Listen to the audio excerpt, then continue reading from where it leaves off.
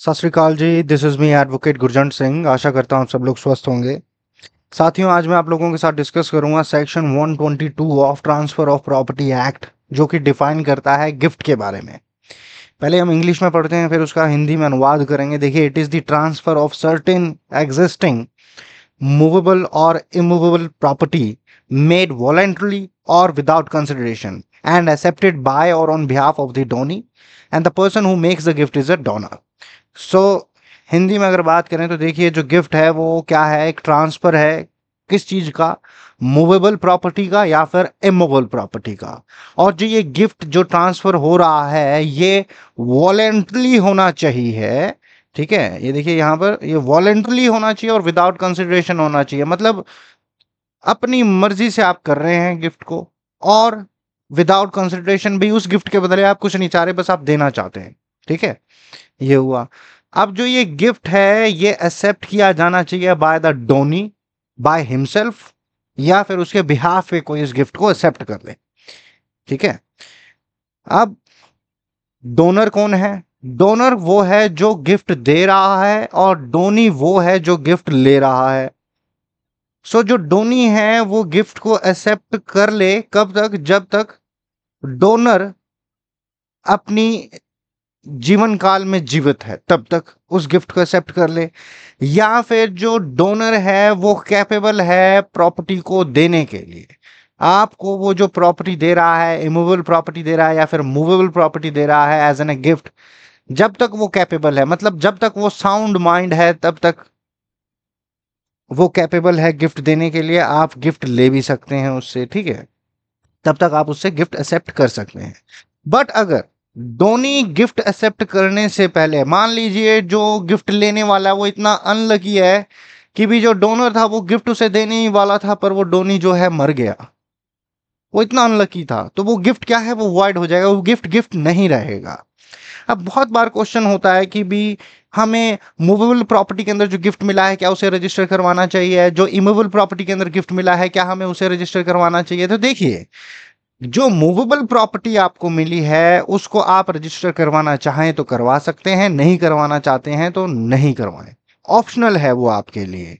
वो जो गिफ्ट है मूवेबल प्रॉपर्टी का, वो इफेक्ट में आ जाता है जब आप उस गिफ्ट को एक्सेप्ट कर लेते हैं। मान लीजिए आपके चाचा जी आपसे बहुत ज्यादा खुश हैं, उन्होंने आपके बर्थडे पे आपको गिफ्ट दे दिया, बुलेट। आपने चाबी ली, बाइक उठाई और चलाई। आपके नाम पे बुलेट था, आपने चला ली। तो क्या है, वो मूवेबल प्रॉपर्टी का गिफ्ट है। उसको रजिस्टर करवाएं या ना करवाएं, वो आपकी मर्जी है।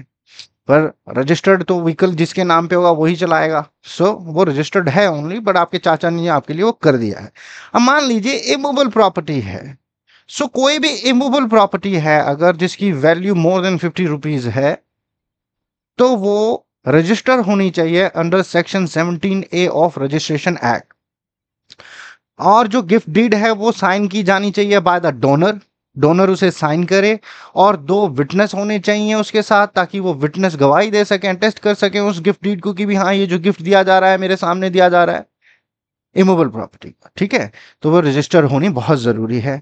अगर आप भगवान को किसी तरह का गिफ्ट देना चाहते हैं, मान लीजिए आप अभी राम लल्ला जी मंदिर बना है, राम मंदिर बना है, वहां पर आप गिफ्ट देना चाहते हैं, तो आप वो ऑरली भी दे सकते हैं और रिटर्न भी दे सकते हैं। मान लीजिए आपने एक मुकुट बनवाया सोने का राम जी के लिए, और वहां ले गए, तो आप पंडित जी को कह सकते हो ये हमारी तरफ से तोहफा है, उपहार है प्रभु राम को। और अगर आप उसे गिफ्ट डीड में रिटर्न रजिस्टर्ड करवाना चाहते हैं तो उसे भी करवा सकते हैं, वो आपकी मर्जी है। ठीक है, वो चाहे लैंड दे रहे हैं, मूवेबल प्रॉपर्टी का कोई चक्कर नहीं है। वो तो आपने तोहफा दे दिया, मुकुट था दे दिया, उसको रजिस्टर करवाने की जरूरत नहीं है। पर अगर आप जमीन दे रहे हैं तो वो रजिस्टर करवानी जरूरी है as an a gift deed. So अगर ए, अब एग्जांपल ले लेते हैं हम। जैसे ए है जो वो गिफ्ट दे रहा है ज्वेलरी टू बी। मान लीजिए ए कोई हस्बैंड है, अपनी वाइफ को ज्वेलरी दे रहा है, तो वो जो क्या है, गिफ्ट एकदम इफेक्ट में आ गया है जैसे ही वाइफ ने गिफ्ट को एक्सेप्ट कर लिया है। ऐसे ही अगर हस्बैंड अपनी वाइफ को लैंड देना चाह रहा है, जमीन देना चाह रहा है जो कि मोर देन 50 रुपीज की है, इन दैट केस तो वो प्रॉपर्टी रजिस्टर्ड होनी चाहिए, वो गिफ्ट डीड रजिस्टर्ड होनी चाहिए under section 17A of registration act. So जिस प्रॉपर्टी का हम गिफ्ट कर रहे हैं वो एग्जिस्टिंग होनी चाहिए, मतलब वो रियल लाइफ में होनी चाहिए प्रॉपर्टी। फ्यूचर प्रॉपर्टी के बारे में हम नहीं गिफ्ट कर सकते, वो वॉइड होगा। भैया आने वाले समय में जो मैं प्रॉपर्टी बनाऊंगा वो तेरे को मैं गिफ्ट करूंगा, वो मैं तेरे को गिफ्ट कर दूंगा, ऐसा नहीं। मैं गिफ्ट डीड बनाऊं, वो नहीं चलेगा, वो बिल्कुल नहीं चलेगा, वॉइड है। और अगर गिफ्ट अगर सेवरल पर्सन को दिया जा रहा है और उनमें से कुछ पर्सन ने उस गिफ्ट को एक्सेप्ट नहीं किया, तो वो उनके लिए वो गिफ्ट गिफ्ट नहीं रहेगा, और जिन्होंने एक्सेप्ट कर लिया वो उनके लिए गिफ्ट गिफ्ट है। ठीक है।